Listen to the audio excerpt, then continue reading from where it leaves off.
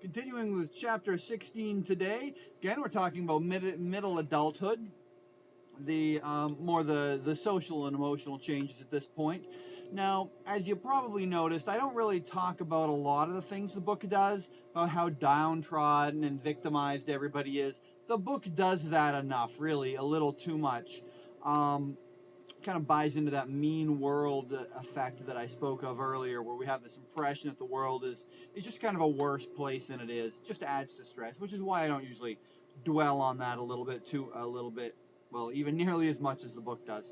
One of the things the book does mention, which I thought was interesting, it doesn't really talk about the reasons for it, because we like the reasons, is the feminization of poverty. And this is a term given to something where it's kind of an interesting effect that um, the people who are the most impoverished uh, are typically women.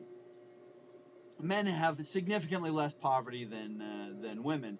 Now, there's a couple of reasons for this. First of all, it's very important to keep in mind that poverty itself is a social construct. Poverty is not real.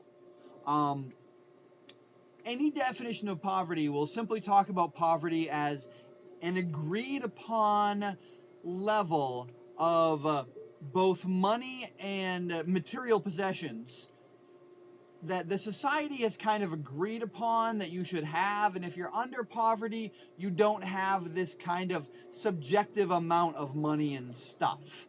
But on the other hand, this level of money and stuff you're supposed to have really varies drastically from year to year and culture to culture. So things that are an accepted level of stuffness, it's going to be a lot different now than it was 20 years ago. And this level of stuff that you have it doesn't just have a number value on it.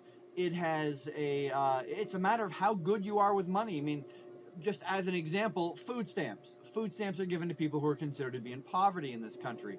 Yet, at the same time, I urge you, go on Google. Um, you will see, as a matter of fact, I'll show you right now, just as one of these neat little internet tidbits, a receipt of somebody from food stamps. And keep in mind, this is the balance that he has on his remaining food stamps.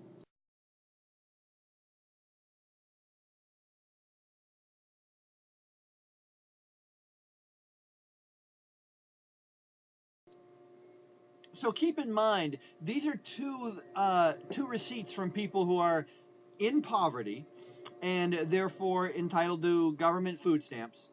And I'm not saying there's necessarily anything wrong with this, but these are two individuals. The first one had what, like a $3,000 balance. The second one had a $7,000 balance, and I actually found this on a website talking about welfare fraud. They actually referred to this as fraud, that essentially the person had simply saved up this money because he didn't use the money and it went over to the end because this person was basically just really good with money over the months or years that they had food stamps. That I've met several people that build up a balance of around $2,000 a year in food stamps because they just don't use the money that they get.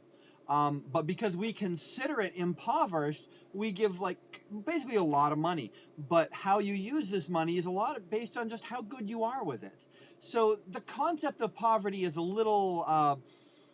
It's more of an economical thing and less of a psychological thing. Because psychologically, you're talking about skills on how good people are with money, how much they think they deserve, how much society thinks they deserve. There's a lot of factors involved with this.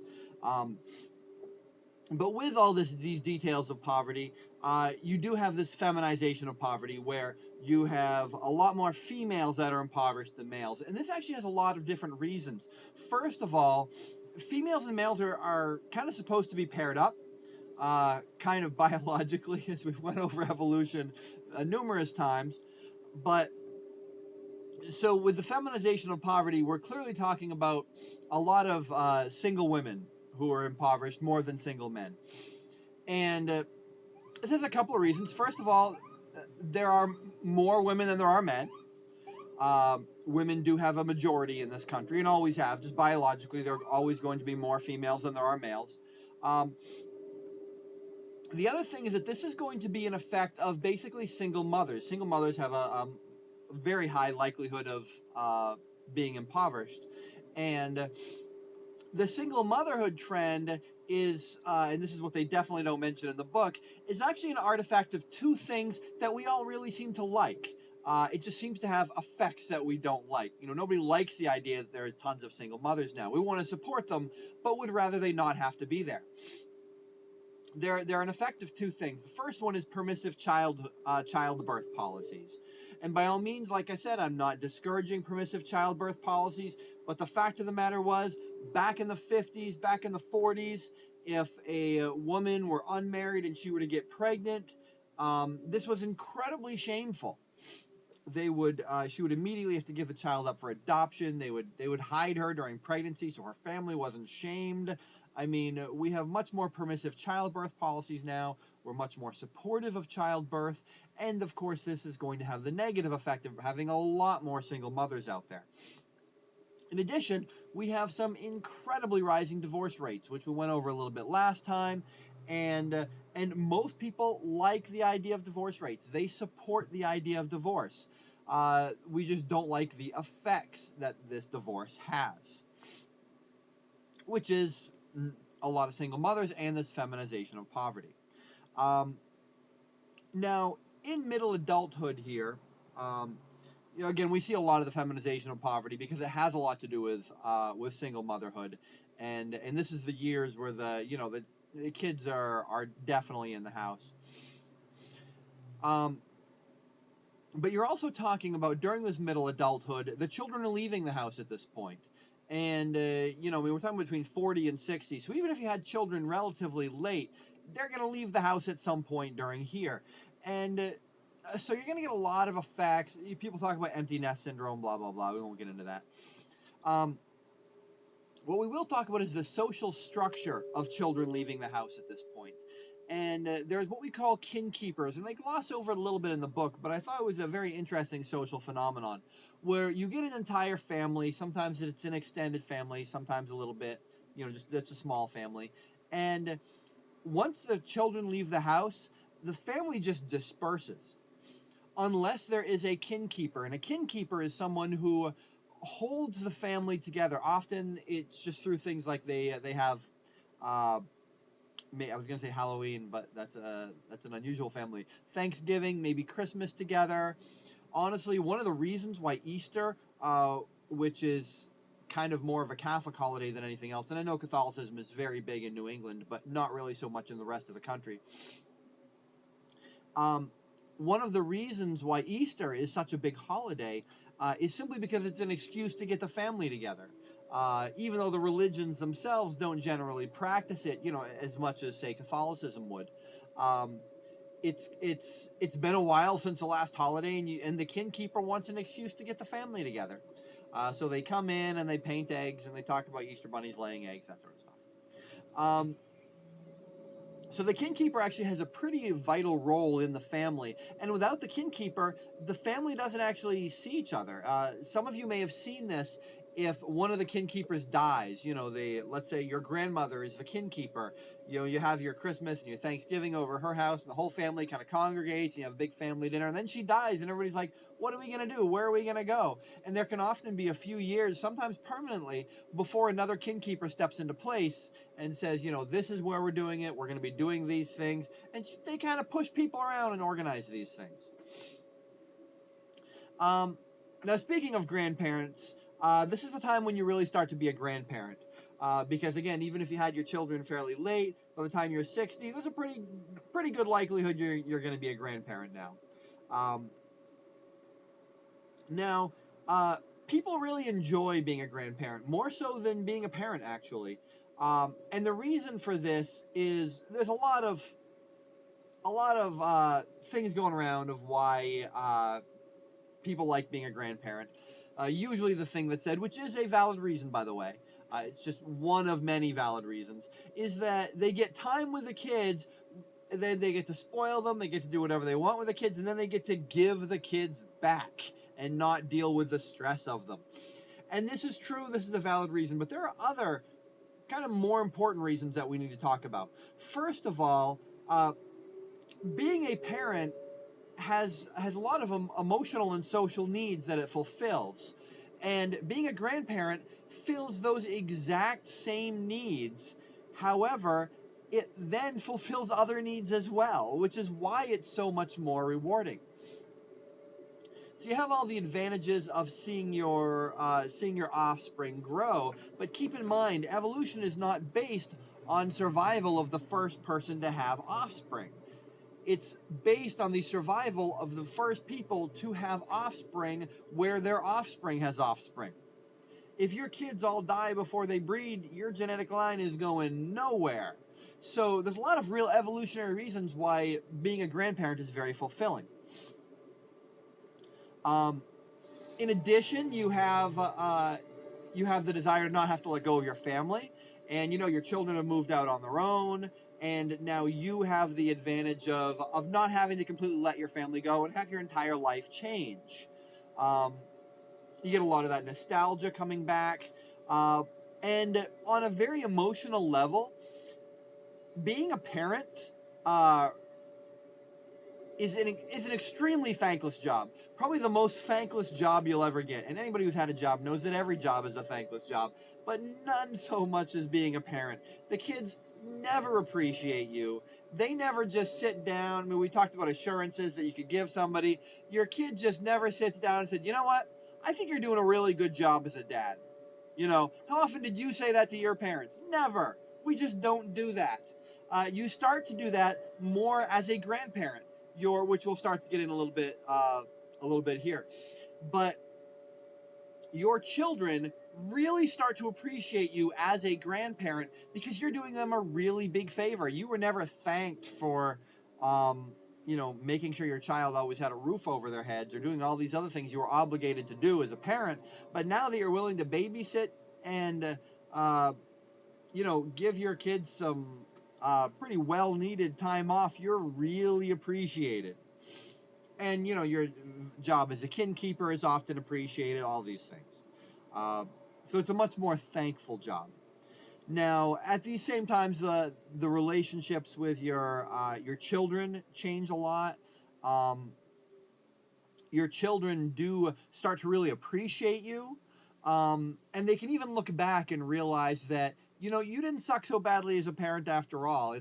It's kind of the adolescent and even young adulthood thing to blame your parents for all your problems. It's kind of goes back to a very poor interpretation of Freud, thinking that your parents caused all your problems. It usually didn't happen.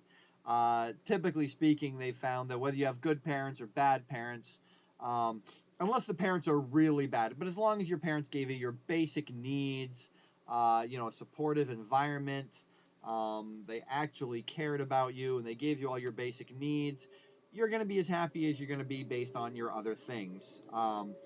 If you're unhappy, you'll say your parents hugged you too much or not enough. You'll find something to blame.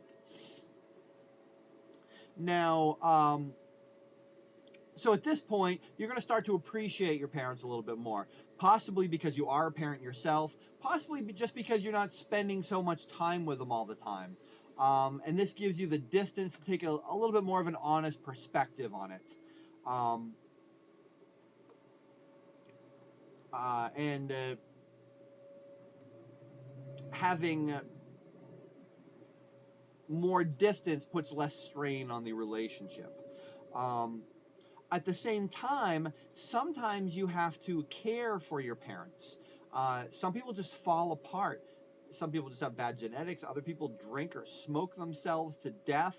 Obesity causes huge problems. And this causes a lot of strain on the relationship because now it's the child's job to care for the parents. And there's a lot of resentment on this just naturally, even if it's something that your parents couldn't help.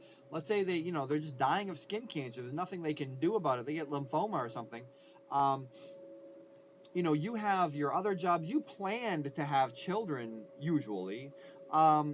and this was kind of considered your own responsibility, but now you have to take care of this parent, and this often comes at the spur of a moment. You didn't anticipate having to take care of your parent, but finally your mom has a stroke, and in the course of 3 days you now have this huge burden on your house that you totally didn't plan for, and you often don't have the room for. And this can cause even further troubles if your parent did something to cause their illness. And we never like to talk about this, of course, because it's way taboo to actually admit that anybody caused any problems in their life. But if obesity or smoking or drinking or bad habits like that are in any way indicative of the illness that they had, you have even more stress in the relationship. So these can be very big problems and can lead to a lot of strife in the relationship. That can often just flat out tear the relationships apart. Of course, it's not socially acceptable to take these problems out on the sick parent, so they often take them out on other people. Without, wanting to, of course. Now, at the same time in life, the relationships with your siblings get much better. All that teen angst is gone. And so at this point, you spend far less time with your siblings, but you get along with them really well. You feel more bonded with them. You feel a better sense of connection. Your time goes away unless they happen to live very close to you, in which often you kind of rekindle some relationships that you haven't had since you were 8, and you get very close to your siblings again. The last thing that I want to talk about is careers, because this is a really important part of middle adulthood, and for a lot of reasons. Careers can fill some very valuable emotional needs that you have, because at this point, you really start to get good at it. Again, you've already kind of achieved mastery of something. You've kind of settled into a career at this point, even if it takes you until you're 40 or 50 to do it. And you start to get the hang of it. Starting a career is rough, and it's going to be rough for the first few years. But after that, you basically start to get good at it. No matter how much of a natural knack you have for teaching, you can be a naturally good teacher. But until you've done it for 10 years or so, you're not going to get the hang of the politics. Some of the comments from the children, who are just dicks half the time, are going to get to you. You gotta let these things roll off your back, learn what to take stress about and what not to.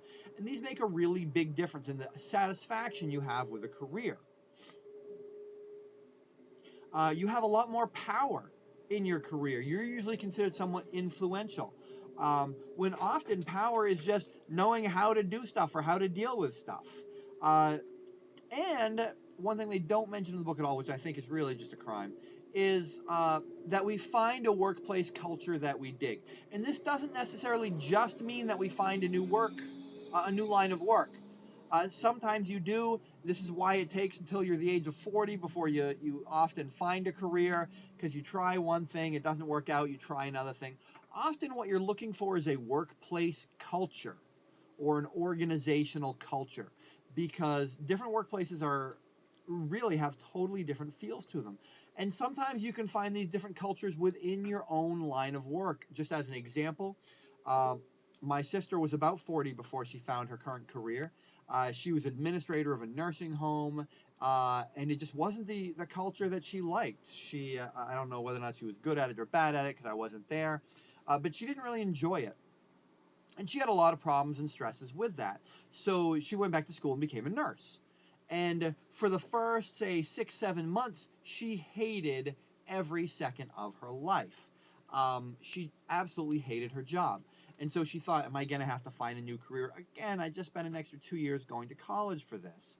And what she did instead was she kept her occupation while changing her job. She went from a cancer unit to a maternity unit. And those are two extremes, so it's really easy to imagine that the different feel that's in there, dealing with death every day to dealing with life every day.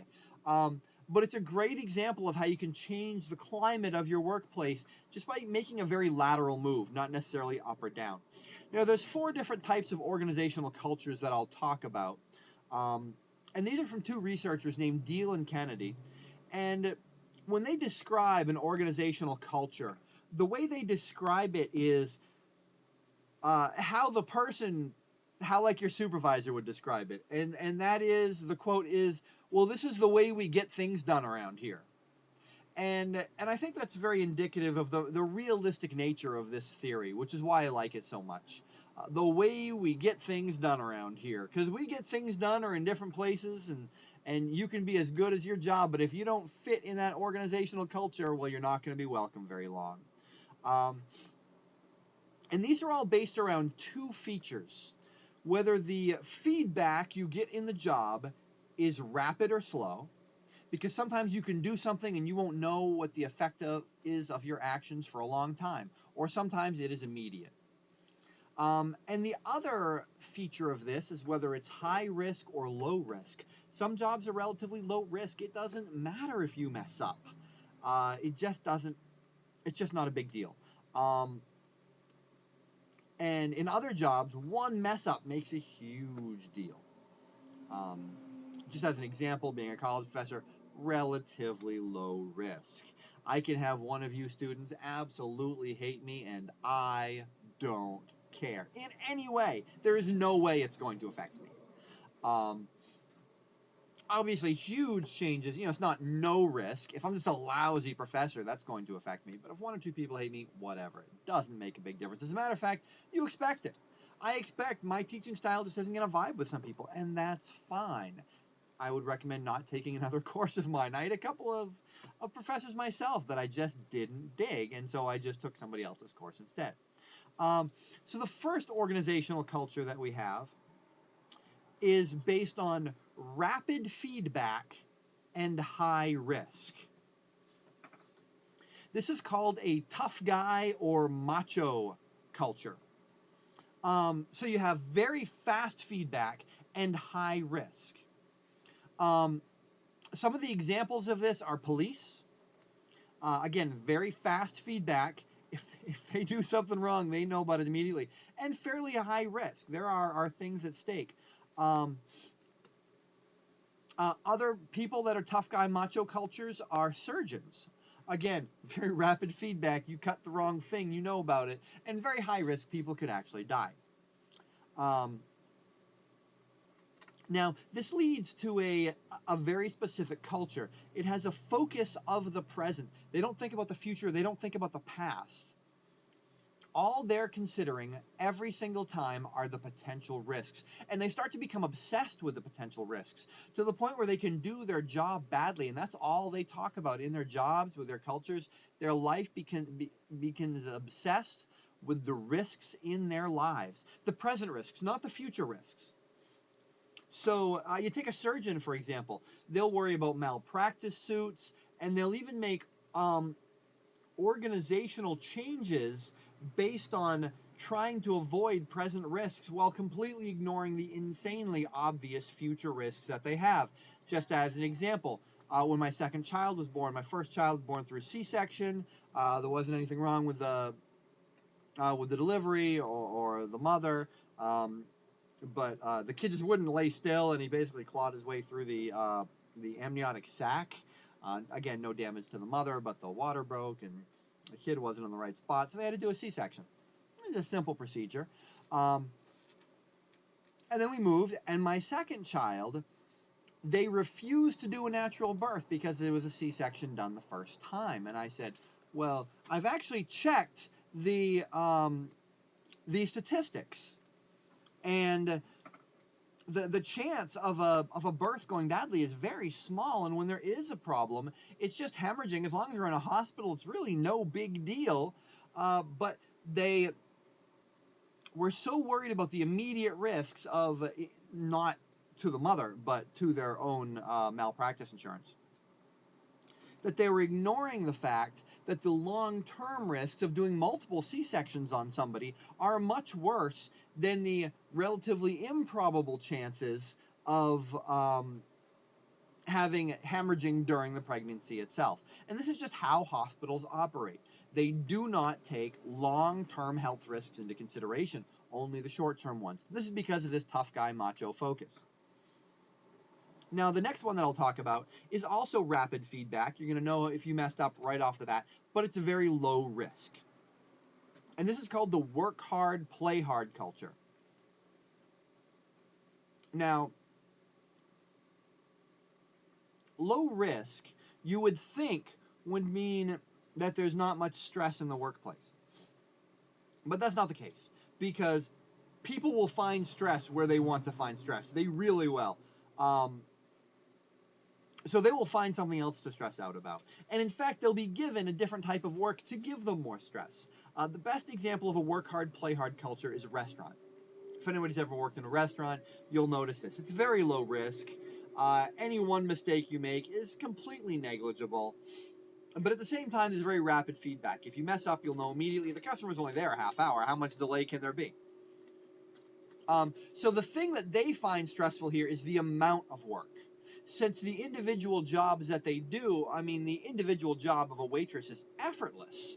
It literally comes down to writing something down, picking up a dish, and putting it on a table. So what they do is they just give them a relatively rapid pace. The amount of work is what is stressful, not the actual quality of the work, which is obviously just the opposite with a surgeon. They can take a long time to do the surgery. It's the quality that makes all the difference in the world.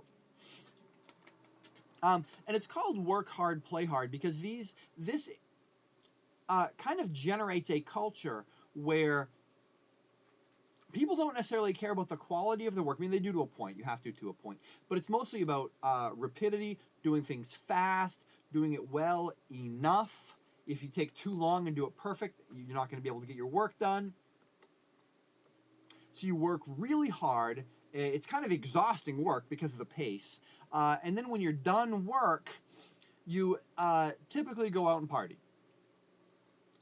You need some sort of release. And so these are people that when they're not working, for lack of a better words, waste their life with other things. They don't really excel a lot in pretty much anything else other than work. They have a tendency to give up a lot of their other hobbies. They have a tendency to think schooling is something they'll do later on. Learning other things is something they'll do later on. When they're done work, they play. And it's just the culture that is with that particular type of rapid feedback, low risk. So the next one we're going to talk about is slow feedback and low risk. Now, this is very interesting because, again, you have very slow feedback. If you mess up, you might not know for months with these sorts of jobs. And the risk is very low. There's a lot of security. So you get very, very low productivity. The speed of the work is at a snail's pace. Tons of security. You're still going to have stress, right? There's always going to be stress. You're going to make up stress where you see it. So the stress is internal politics. People start drama queening things. Oh, can you believe what Marge said? I can't believe what Marge said. Yes, she actually said that. This is the sort of crap that goes on in these sorts of jobs. Banks, office buildings, payroll companies. They're called a process culture. And the reason they call this that is because they get mired down in bureaucracy. It's all about how you do things. The only thing that matters after a while is the process. As long as you filled out the right forms in triplicate, that's all that matters. Did something go right? Well, that doesn't matter. The feedback is very slow. We're not going to find out for a long time whether you messed up or not. And if you did mess up, we don't really care because it's low risk. So you just do what you're told and focus on anything but the present. Talk about the past, talk about the future, love to talk about those internal politics, and other than that, you shut up and do what you're told and fill out the forms in triplicate the way you're supposed to. And this is the process culture, the very last one. And I'm hoping you guys are listening to these and thinking about some of the jobs that you know or have had or something like that. And you should see that different jobs have different sort of feels. And some aren't going to fit perfectly in one, but you will see people trying to fit them in. College professor is a great example. Any sort of teacher. It's really slow feedback, low risk. And so people try to turn it into a process culture. They really, really try. And it doesn't work as a process culture. Different teachers are going to have different styles of teaching, and different students are going to, you got to kind of fly by the seat of your pants in this job. And I mean, heck, I'm the only person I've ever seen that does lectures in the middle of an online course. You have to be willing to innovate, but some people hate innovation. All they want is that security. And they kind of try to pigeonhole these sorts of things into this culture because it makes sense to them. So the last one, of course, is slow feedback, but high risk. So you might not know whether or not you succeeded for months, but if you didn't, then the drawbacks are huge. This is called a bet the company culture. Examples of this are software developers, oil companies. You're just sinking hundreds of thousands or millions of dollars into something, and you might not know it works for years. I mean, think about a software developer. They're going to make some software. They have to hire hundreds of people, and they don't know if anybody's going to buy this thing. They're not going to know for a couple of years. So you take now the stress here is obviously insane levels of risk, and these people, they're not worried about the process. They don't care how it gets done. They're completely worried about effectiveness. They take a very, very long view, which is kind of the opposite of the tough guy macho culture, which also had high risk, but they're only ever thinking about the present. They're only thinking about their current risks. The bet the company people only look at the long view. So, software development company, they're going to be, well, this is what our projections are. This is what we think people are going to want. We're going to have to predict what sort of computers people are going to have in 2 years when this software actually gets released. So it's a completely different type of company, and therefore has a lot different of a culture based on it. So by all means, in this period of your life when you're trying to choose a specific career, then try to choose one with a culture that actually makes sense for what you want.